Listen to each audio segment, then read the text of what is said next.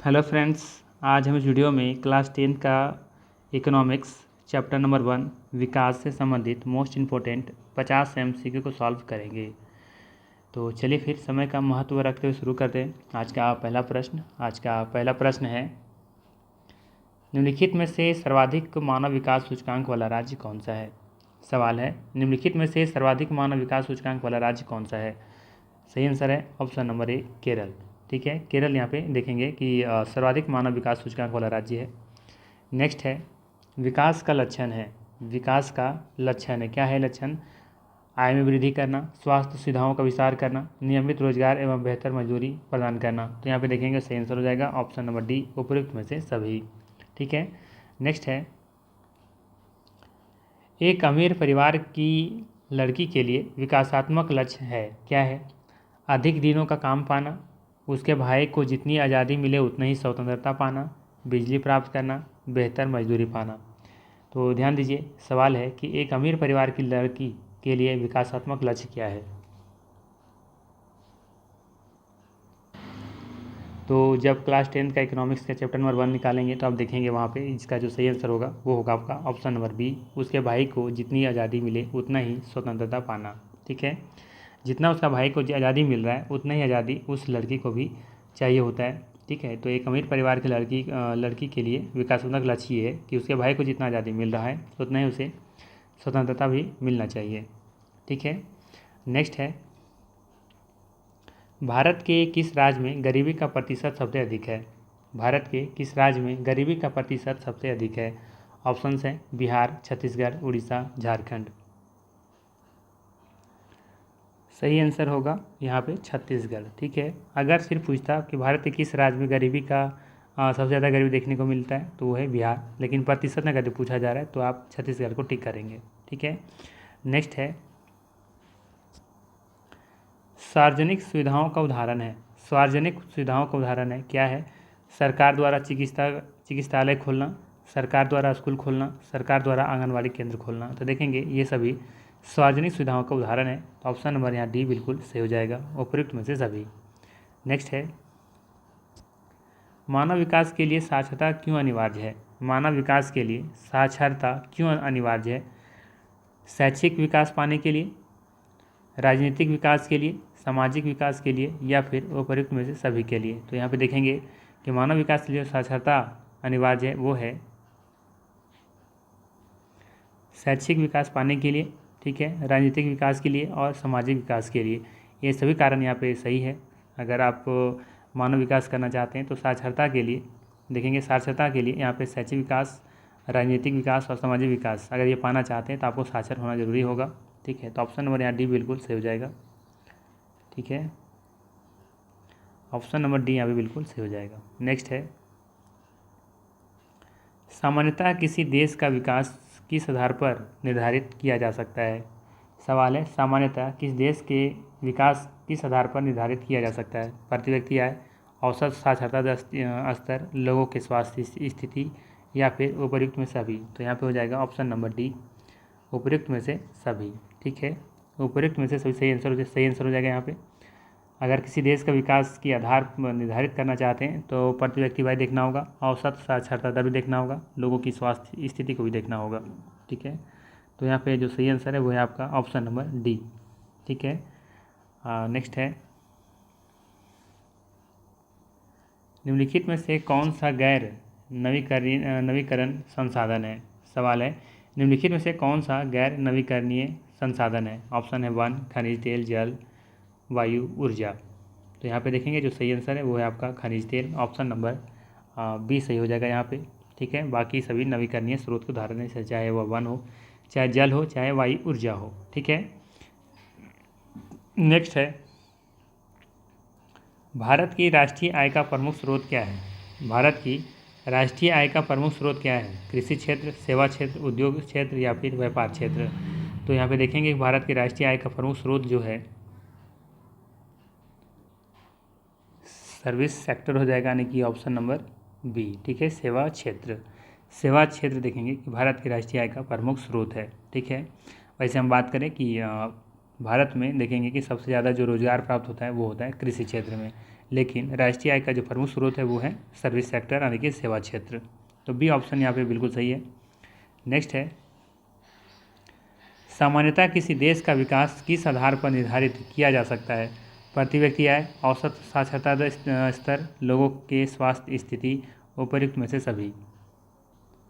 तो जो सही आंसर है वहाँ पे देखेंगे कि ऑप्शन नंबर डी यहाँ सही हो जाएगा, उपयुक्त में से सभी। ठीक है, सामान्यतः किसी देश का विकास देखेंगे तो प्रति व्यक्ति आय, औसत साक्षरता स्तर, लोगों के स्वास्थ्य स्थिति, इन सभी पर निर्धारित किया जाता है। तो 10 डी ऑप्शन बिल्कुल यहाँ सही है। नेक्स्ट है, भारत के किस राज्य में साक्षरता दर सबसे ज़्यादा है? सही आंसर हो जाएगा इसका ऑप्शन नंबर ए, केरल। ठीक है, अब सबसे कम कहाँ पे देखने को मिलता है? बिहार में। सबसे ज़्यादा केरल में है। ठीक है, लगभग 100% साक्षरता यहाँ पे प्राप्त हो चुका है। नेक्स्ट है, गरीबी कैंसर रोग की तरह है। गरीबी कैंसर रोग की तरह है, किसने कहा था? अर्थशास्त्री कुजनेट, अर्थशास्त्री मेडिसन प्रोलेविस, इनमें से कोई नहीं। सही आंसर होगा ऑप्शन नंबर ए, अर्थशास्त्री कुजनेट। ठीक है, ऑप्शन नंबर ए यहाँ पे बिल्कुल सही है। नेक्स्ट है, जिस देश का राष्ट्रीय आय अधिक होता है वह देश कहलाता है। जिस देश का राष्ट्रीय आय अधिक होता है वह देश कहलाता है। क्या कहलाता है? अविकसित, विकसित या फिर अर्धविकसित। सही आंसर होगा यहाँ पे विकसित। ठीक है, जिस देश की राष्ट्रीय आय अधिक होता है वह देश विकसित देश कहलाता है। नेक्स्ट है, किस क्षेत्र को द्वितीय क्षेत्र कहा जाता है? सर्विस सेक्टर, कृषि, उद्योग या फिर कोई नहीं। तो ध्यान दीजिएगा, कृषि यहाँ पे आपका प्राइमरी सेक्टर हो जाएगा, जबकि सेवा आपका तृतीय क्षेत्र में आएगा, जबकि उद्योग सेकेंडरी यानी कि तृतीय क्षेत्र में आएगा। तो सही आंसर हो जाएगा यहाँ पे, बात हुआ है द्वितीय क्षेत्र का, तो यहाँ पे हो जाएगा मैन्युफैक्चर से संबंधित उद्योग हो जाएगा यहाँ पे द्वितीय क्षेत्र। ठीक है, कृषि हो जाएगा प्राथमिक क्षेत्र, जबकि सेवा हो जाएगा तृतीय क्षेत्र। ठीक है, तो सी ऑप्शन यहाँ पे बिल्कुल सही है। नेक्स्ट है, 11वीं पंचवर्षीय योजना की अवधि क्या है? 2008 से 13, ठीक है, 2006 से 11, 2009 से 14, 2007 से 12। तो यहाँ पे देखेंगे आप कि जो पहली पंचवर्षीय योजना थी वो 1951 से लेकर के 1956 तक चली थी। ठीक है, दूसरा है 1956 से लेकर के 1961 चला। ठीक है, फिर 1961 से लेकर के 1966 चला था। ठीक है, इसके बाद फिर देखेंगे कि 3 साल के लिए रोलिंग प्लान चला था। ठीक है, 66 से 69। ठीक है, 1966 से लेकर के 3 साल का चला था 69 तक। ठीक है, इस बात फिर नेक्स्ट आया था 1969 से लेकर के 1974 तक। ठीक है, इसके बाद फिर 1974 से लेकर के 1979 तक। ठीक है, इस बात फिर देखेंगे कि 1979 के बाद 1980। ठीक है, एक इसमें फिर 2 साल का गैप गया था। इसके बाद फिर जो अगला चला था वो चला था 1980 से, ठीक है, 80 से 85 तक। ठीक, नेक्स्ट चला था 1985 से लेकर के 1990 तक। ठीक, नेक्स्ट था 1990 से लेकर के 1900 कितना तक? थोड़ा सा यहाँ पे ध्यान दीजिएगा, ये 1974 से 1978 तक चला था। ठीक है, इसके बाद फिर चला था 1980 से 1985। ठीक है, इसके बाद फिर चला था 1985 से लेकर 1990 तक। इसके बाद फिर देखेंगे कि गैप जाता है यहाँ पे 2 साल के लिए। उसके बाद फिर 1992 से चला था 1997 तक। ठीक है, इसके बाद फिर चला था 1997 से लेकर के आपका 2002 तक। ठीक, और 2002 से लेकर के चला था 2007 तक, और फिर चला था 2007 से लेकर के 2012 तक। ठीक है, और ये फिर 2012 से लेकर के आगे चला था 2017 तक। ठीक है, तो हम लोग बात करें 11वीं पंचवर्षीय योजना। ठीक है, ये था पहला, दूसरा, तीसरा, चौथा। ठीक है, ये तो रोलिंग प्लान था, इसमें नहीं जोड़ेंगे हम। ये था चौथा, पाँचवा, ठीक है, छठा, सातवां, आठवां, नौवां, 10वां और एक ये 11वां। ठीक है, तो 7 से 12 देखेंगे कि 11वां पंचवर्षीय योजना था। ठीक है, 7 से 12, तो ऑप्शन नंबर यहाँ पे डी बिल्कुल सही हो जाएगा। ठीक है, ध्यान दीजिएगा, ये 12वां था। इसके बाद फिर देखेंगे कि 13वां जब पंचवर्षीय योजना चला था 12 से 17, तो उसको लास्ट माना गया था। उसके बाद उसके जगह पर नीति आयोग को लाया गया था। ठीक है, तो ऑप्शन डी यहाँ पे सही है। नेक्स्ट है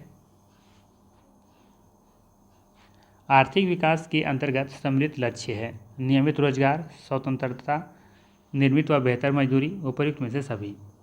सवाल है आर्थिक विकास के अंतर्गत सम्मिलित लक्ष्य क्या है। तो ध्यान रखिएगा यहाँ पे आपका नियमित रोजगार, स्वतंत्रता, निर्मित व बेहतर मजदूरी, ये सभी हो जाएगा। यहाँ पे सही आंसर है ऑप्शन नंबर डी, उपयुक्त में से सभी। नेक्स्ट है निर्धनता का सर्वाधिक प्रकोप वाला राज्य है। निर्धनता का सर्वाधिक प्रकोप वाला राज्य कौन सा है। तो ध्यान दीजिएगा बिहार और उड़ीसा। ठीक है, ऑप्शन नंबर यहाँ पे सी बिल्कुल सही हो जाएगा। ठीक है, ऑप्शन नंबर सी यहाँ पे सही है। बिहार व उड़ीसा देखेंगे कि सबसे ज़्यादा निर्धनता वाला प्रकोप वाला राज्य है। नेक्स्ट है जीवन की भौतिक गुणवत्ता का सूचक है। जीवन की भौतिक गुणवत्ता का सूचक है। ऑप्शन से दिए हुए हैं जीवन प्रत्याशा, शिशु मृत्यु दर, मौलिक साक्षरता, ये सभी।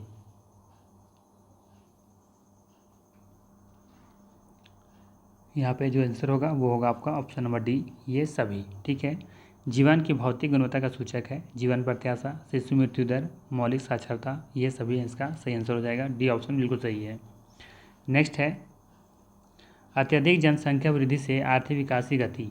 अत्यधिक जनसंख्या वृद्धि से आर्थिक विकास की गति तीव्र हो जाती है, सामान्य रहती है, मंद हो जाती है, या फिर कुछ नहीं होता है। यहाँ तो देखेंगे जो सही आंसर है वो है आपका ऑप्शन नंबर सी, मंद हो जाती है। ठीक है, जब जनसंख्या ज़्यादा वृद्धि होने लगता है ना, तो देखेंगे कि जो आर्थिक विकास है वो क्या हो जाता है, मंद पड़ जाता है। तो ऑप्शन नंबर सी यहाँ पे बिल्कुल सही है। नेक्स्ट है एक अर्थव्यवस्था का सृजन होता है प्राकृतिक संसाधनों से, भौतिक संसाधनों से, मानवीय संसाधनों से, या इनमें से सभी संसाधनों से। यहाँ देखेंगे जो सही आंसर है वो है आपका ऑप्शन नंबर डी, इन सभी संसाधनों से। नेक्स्ट है राष्ट्रीय विकास परिषद का गठन हुआ था 50 में, 51 में, 54 में या 56 में। यहाँ पे देखेंगे जो सही आंसर है वो है आपका ऑप्शन नंबर बी। ठीक है, 1951 में राष्ट्रीय विकास परिषद का गठन कब हुआ था। तो 1951 में शुरू हुआ था, सॉरी गठन हुआ था 1951 में। नेक्स्ट है किस अर्थव्यवस्था में उत्पादन के साधनों पर किसी व्यक्ति या निजी संस्था का अधिकार रहता है। किस अर्थव्यवस्था में उत्पादन के साधनों पर किसी व्यक्ति या निजी संस्था का अधिकार रहता है।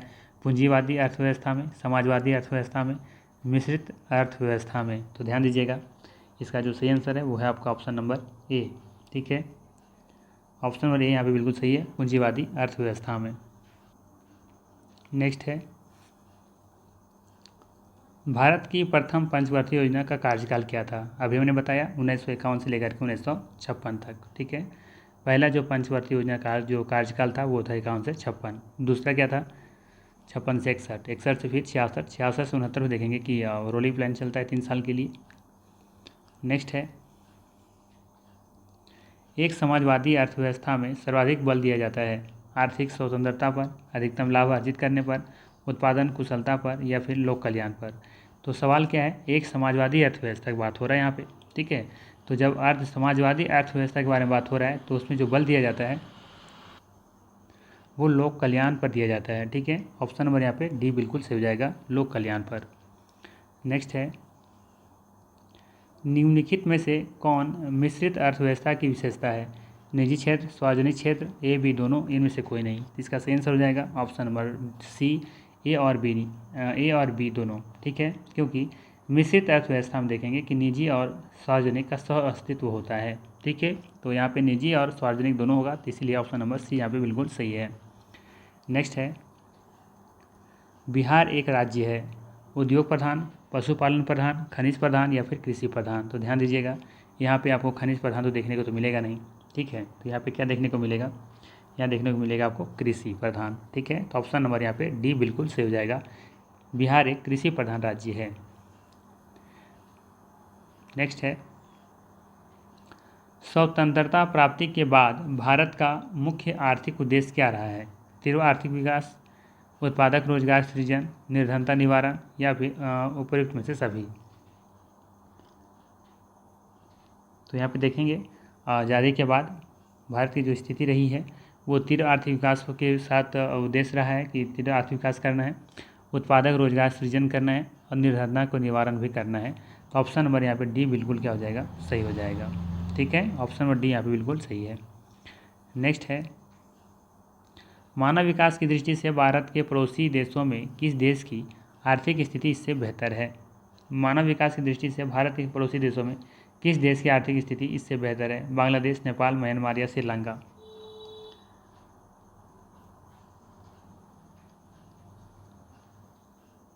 सही आंसर है ऑप्शन नंबर डी,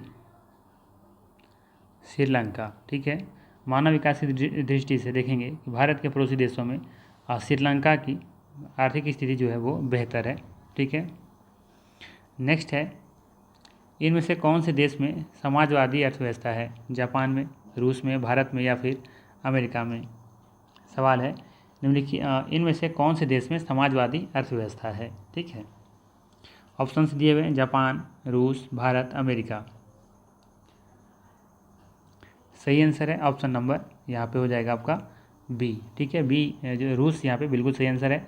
रूस में देखेंगे आप कि समाजवादी अर्थव्यवस्था है, जबकि अमेरिका में देखेंगे पूंजीवादी अर्थव्यवस्था है, जबकि भारत में देखेंगे कि ये यहाँ पे मिश्रित अर्थव्यवस्था है। ठीक, तो यहाँ पे बी ऑप्शन सही है। नेक्स्ट है, किस क्षेत्र को तृतीय क्षेत्र कहा जाता है?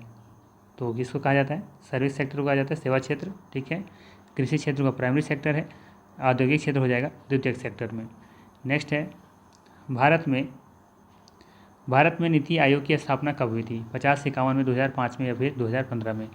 सभी को पता है कि नीति आयोग लाने का हाथ किसका है? नरेंद्र मोदी जी का लाने का हाथ है। यहाँ पे देखेंगे कि मोदी कब आते हैं? 2014 में आते हैं सत्ता में, और 2015 से फिर ये नीति आयोग लेकर के आते हैं। तो सही आंसर हो जाएगा ऑप्शन नंबर डी, 2015 में। नेक्स्ट है, ध्यान रखिएगा ये नीति आयोग योजना आयोग के स्थान पर लाया गया था। नेक्स्ट है, इनमें से कौन से देश में मिश्रित अर्थव्यवस्था है?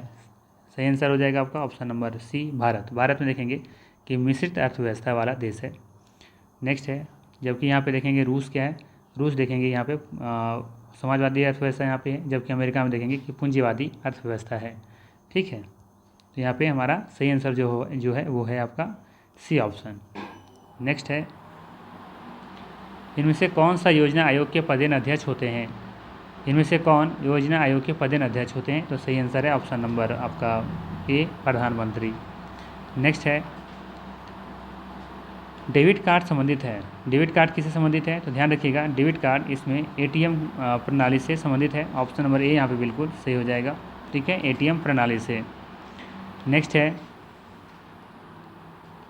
बिहार में जीवन यापन का मुख्य साधन क्या है? बिहार में जीवन यापन का मुख्य साधन क्या है? ध्यान रखिएगा, यहाँ पे जीवन यापन का जो मुख्य साधन है वो है कृषि। ठीक है, नेक्स्ट है, देश में सब्जी के उत्पादन में बिहार का कौन सा स्थान है? सवाल है, देश में सब्जी के उत्पादन में बिहार का कौन सा स्थान है? दूसरा, पहला, तीसरा? सवाल है, देश में सब्जी के उत्पादन में बिहार का कौन सा स्थान है? दूसरा, पहला या तीसरा? सही आंसर है आपका दूसरा। ठीक है, तो ऑप्शन नंबर ए यहाँ पे बिल्कुल सही हो जाएगा, दूसरा। ठीक है, नेक्स्ट है, निम्नांकित में कौन नवीकरणीय प्राकृतिक से संसाधन है? सिंपल सा सवाल है, ये कौन नवीकरणीय प्राकृतिक संसाधन है? ठीक है, ऑप्शन है कोयला, पेट्रोलियम, गैस या भूमिगत कर। यहाँ पे ये भूमिगत कर नहीं होना चाहिए, कुछ और ऑप्शन होना चाहिए इस जगह पर। ठीक है, तो नवीकरणीय या फिर कोई भी ऑप्शन नहीं है, तो यानी कि इस क्वेश्चन को हम इग्नोर करते हैं। ठीक है, यहाँ पे तो ऑप्शन बिल्कुल सही सेट नहीं किए हुए हैं। यहाँ पे देखेंगे कि सभी कोयला, पेट्रोलियम और गैस सभी क्या है, ये अनवीकरणीय संसाधन है। डी ऑप्शन जो होता वो बिल्कुल सही हो सकता था, लेकिन यहाँ पे डी ऑप्शन कुछ और लिखा गया है, तो इसको हम लोग नहीं मानेंगे। ठीक है, नेक्स्ट है, यहाँ पे आप ऐसा कर सकते हैं, इसको यहाँ पे कर के जगह पर भूमिगत जल कर सकते हैं। ठीक है, अगर जल कर देंगे भूमिगत जल, तो ऑप्शन नंबर डी आप लेके चल सकते हैं। भूमिगत जल रहेगा तो आई थिंक वहाँ जल ही होना चाहिए था। नेक्स्ट है, भारत में योजना आयोग का गठन कब किया गया था? सवाल है, भारत में योजना आयोग का गठन कब किया गया था? 15 मार्च 1950, 15 सितंबर 1950 या फिर 15 अक्टूबर 1951? तो यहाँ पे देखेंगे जो सही आंसर है वो है आपका 15 मार्च 1950 को किया गया था। ठीक है, भारत में योजना आयोग का गठन 15 मार्च 1950 को किया गया था। नेक्स्ट है, बिहार के आर्थिक पिछड़ेपन का प्रमुख कारण है। बिहार में आर्थिक पिछड़ेपन का कारण क्या है? जनसंख्या में तीव्र वृद्धि, कृषि पर अत्यधिक जनभार, बाढ़ एवं सूखा का प्रकोप। तो देखेंगे यहाँ पे जो सही आंसर है ना वो है आपका डी ऑप्शन, उपयुक्त में सभी। यहाँ पे सभी कारण है जो कि बिहार का एक आर्थिक पिछड़ेपन का कारण है। ठीक है, जनसंख्या में चाहे वृद्धि हो, तेज वृद्धि हो, या फिर बात करें हम कृषि पर अत्यधिक जनभार हो, या फिर बाढ़ एवं सूखा का प्रकोप हो, इन सभी वजह से देखेंगे कि बिहार जो है वो आर्थिक पिछड़ापन है का कारण है। नेक्स्ट है, झारखंड के जमशेदपुर में लोहा एवं इस्पात के कारखाने की स्थापना हुई थी। कब हुई थी? तो ध्यान रखिएगा 1907 में किया गया था। ठीक है, तो ऑप्शन नंबर यहाँ पे सी सही हो जाएगा। नेक्स्ट है, अविकसित देश की कार्यशील जनसंख्या का अधिकांश भाग संलग्न है। किसमें संलग्न है ये आपको बताना है, प्राथमिक क्षेत्र में, सेवा क्षेत्र में, या फिर औद्योगिक क्षेत्र में। तो इसका सही आंसर हो जाएगा ऑप्शन नंबर ए, प्राथमिक क्षेत्र में यानी कि कृषि क्षेत्र में संलग्न है। ठीक है, नेक्स्ट है, बिहार में किस प्रकार की फसलों का उत्पादन होता है? खाद्य फसलें, व्यावसायिक फसलें, ये भी दोनों। तो देखेंगे यहाँ पे जो सही आंसर है वो है आपका खाद्य फसलें। ठीक है, ऑप्शन नंबर ए यहाँ पे बिल्कुल सही हो जाएगा। बिहार में खाद्य फसलें का उत्पादन किया जाता है। ठीक है, वैसे देखेंगे आप तो कहीं कहीं आपको यहाँ पे व्यावसायिक फसलें भी दिया रहता है। ठीक है, तो इसमें थोड़ा सा मार्क्स लगा सकते हैं आप, मार्क कर सकते हैं। ठीक है, क्योंकि कहीं कहीं कोई बुक में हमने देखा है कि व्यावसायिक फसलों को भी लिया जाता है और कहीं कहीं खाद्य फसलें को लिया जाता है। ठीक है, जैसे कि हम यहाँ कह सकते हैं कि यहाँ पर ज़्यादातर जो है वो जो प्रमुख जो इस यहाँ पे जो खाद्य उत्पादन है वो उसमें आपका पहले नंबर पर चावल है, दूसरे नंबर पर गेहूँ है, तीसरे नंबर पर मक्का है, चौथे नंबर पर चना है। ठीक है, तो व्यावसायिक फसलें भी कहीं कहीं लिया जाता है। तो आई थिंक इसका आंसर सी भी हो सकता है, बट मुझे लगता है कि खाद्य फसलें इसका सही आंसर होना चाहिए। ठीक है, बाकी इस बारे में आप क्या सोचते हैं कमेंट करके मुझे ज़रूर बताइएगा। नेक्स्ट है, पशुपालन एवं मत्स्य पालन किस क्षेत्र का अंग है? तो ध्यान रखिएगा ये सभी प्राथमिक क्षेत्र के उदाहरण हैं। ठीक है, ऑप्शन नंबर ए यहाँ पे बिल्कुल सही हो जाएगा। चाहे बात करें हम खनन के बारे में, खनन भी अगर ये होता तो भी वो प्राथमिक क्षेत्र में ही आता। पशुपालन है तो भी वो प्राथमिक क्षेत्र में आएगा, चाहे वो कृषि हो, चाहे वो डेयरी हो, ठीक है, दूध उत्पादन हो, ये सभी आपका प्राथमिक क्षेत्र में आएगा। ठीक है, वही चीज़ इन चीज़ों से जा करके अगर प्रोडक्ट जा करके कहीं जाता है फैक्ट्री में, उद्योग में, तो वो द्वितीय क्षेत्र में फिर आएगा। नेक्स्ट है, विश्व पर्यावरण एवं विकास आयोग की स्थापना कब हुई थी? विश्व पर्यावरण दिवस हम लोग 5 जून को मनाते हैं। ठीक है, तो सवाल यहाँ पर यह पूछा गया है कि विश्व पर्यावरण एवं विकास आयोग की स्थापना कब हुई थी? 1980 में, 83 में, 85 में, या फिर आपका 90 में। तो यहाँ पे देखेंगे जो सही आंसर है वो है आपका ऑप्शन नंबर आपका यहाँ पे हो जाएगा ए ऑप्शन, बी ऑप्शन हो जाएगा। ठीक है, 83 में, यानी कि 2 बार ए हो गया है, ध्यान रखिएगा 1983 में यहाँ पे सही आंसर होगा। नेक्स्ट है, आर्थिक समृद्धि का संबंध है, आर्थिक समृद्धि का संबंध है अल्पकाल से, दीर्घकाल से, या फिर ए भी दोनों? सवाल है, समझ में आया सवाल क्या है? सवाल है ये है कि आर्थिक समृद्धि का संबंध किससे है, अल्पकाल से है या दीर्घकाल से है?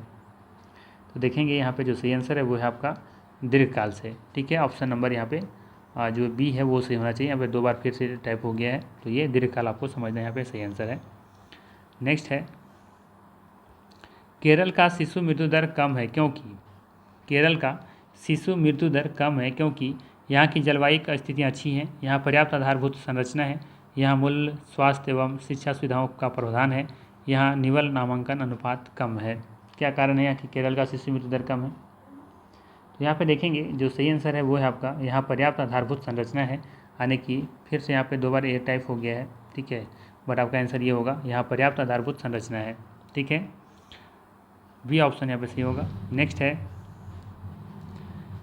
देश की प्रति व्यक्ति आय उसकी गणना करके निकाली जाती हैं। देश के प्रति व्यक्ति आय उसकी गणना करके निकाली जा सकती हैं व्यक्ति की कुल आय से, देश की कुल जनसंख्या में से राष्ट्रीय आय को विभाजित करके, या वस्तुओं और सेवाओं की कुल कीमत से, या फिर देश का कुल निर्यात से।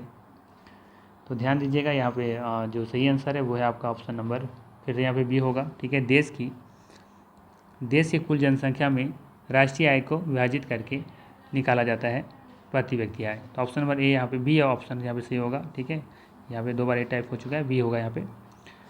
नेक्स्ट है, सब जगह यही टाइप हो गया है लगता है।